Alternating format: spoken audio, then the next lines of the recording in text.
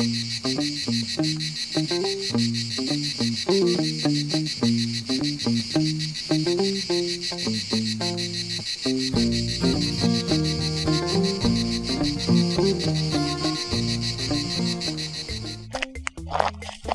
sommes fin septembre et je pars à la recherche de la sarriette des montagnes.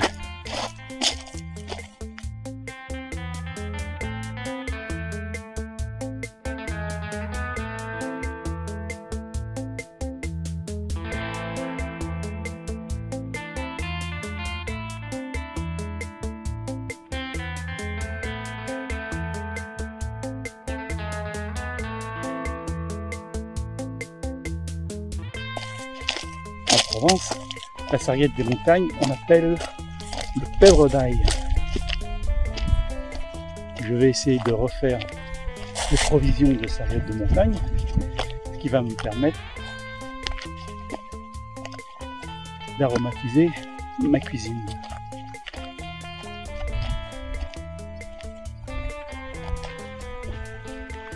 Le pèvre d'ail, c'est un mot provençal qui signifie le poivre d'âne. Je suis sur un ancien chemin muletier, comme il en existe beaucoup, qui sillonne la chaîne de l'Étoile dans les Bouches-du-Rhône. On voit là-bas que le chemin a été entretenu à une époque avec son petit muret de pierre pour soutenir le sentier.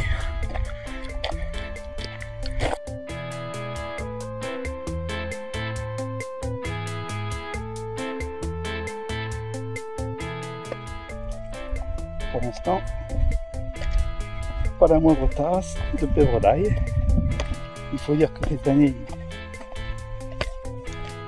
il a fait particulièrement sec. Pratiquement aucun orage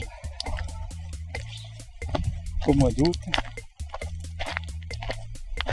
Et toute la végétation attend avec impatience les premières gouttes d'eau. La sarriette des montagnes, son nom botanique c'est Saturgia montana. De la même famille que le thym, c'est comme le thym une plante aromatique et condimentaire. Désormais beaucoup moins connue que le thym, la sarriette apportant des atouts. Sa saveur piquante lui permet d'agrémenter notamment les fromages frais de chèvre. Alphonse Daudet, en 1875, dans les 3 messes basses des lettres de Montmoulin, racontait avec gourmandise et truculence les vertus culinaires du pèvre d'ail dans la cuisine provençale. Il faudrait que ce brigand de cuisinier ait pensé à y mettre une pincée de pèvre d'ail. Oh, mais ils en ont mis, mon révérend. Ils en ont mis. Il y avait encore le bouquet sur la table. Mais du frais ou du sec? Oh, du frais, mon révérend, du frais. Ils sont allés le cueillir ce matin au fond du ravin de Rodounéo. Tenez, en voilà un brin. Sentez-moi ça, mon révérend. Ah, dire qu'il y a des gens dans le Nord qui ne connaissent pas le pèvre d'ail. Mais un civet de lièvre sans pèvre d'ail, ce n'est rien de plus qu'une crème à la vinasse. Ah, le thym, lui, fleurit au printemps, alors que le pèvre d'ail, lui, c'est en automne. Comme vous le voyez, je suis habillé avec un t-shirt très voyant. La chasse est ouverte dans les collines provençales depuis pas longtemps et il vaut mieux rester voyant. Et c'est aussi Marcel Pagnol, dans La gloire de mon père, qui nous parle du pèvre d'ail des collines d'Aubagne. Oh, du thym! On va faire un civet merveilleux. Du thym, il vaut bien mieux du pèvre d'ail. Qu'est-ce que c'est? C'est comme une espèce de thym en même temps comme de la menthe. Mais ça ne peut pas se dire, je vous en ferai voir. C'est qu'il ne manque pas des herbes par ici. Marjolaine, sauge, romarin, fenouil. Le pèvre d'ail. Vous le lâchez fin pour bourrer le menton de la lièvre avec un gros morceau de l'arc et des lys.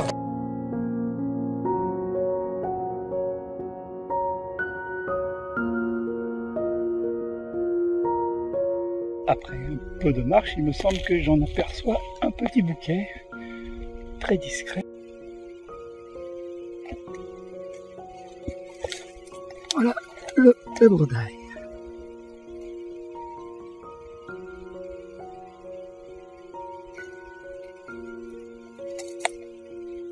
Avec sa saveur piquante.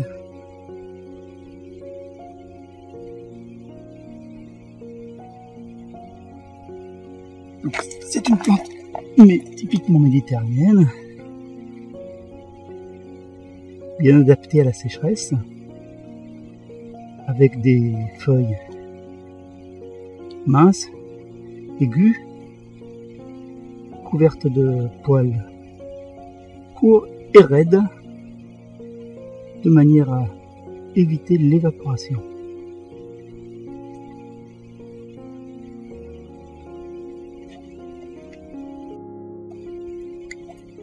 On voit les petites corolles blanches qui fleurissent en automne.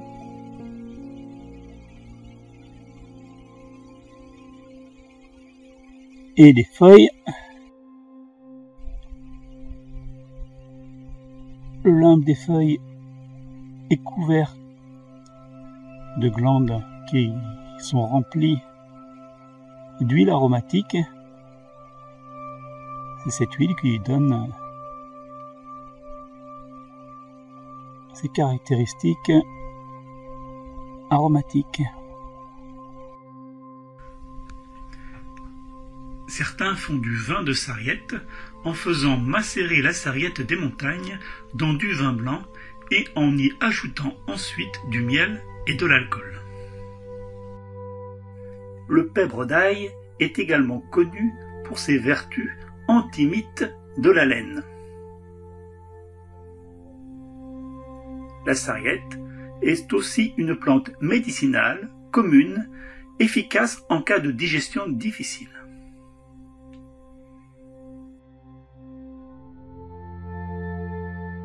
Les sentiers des collines provençales cachent des trésors aromatiques comme le pèbre d'ail. Son parfum agréable et puissant met en valeur les saveurs du terroir provençal et sa cueillette nous donne l'occasion de profiter d'un paysage toujours magnifique.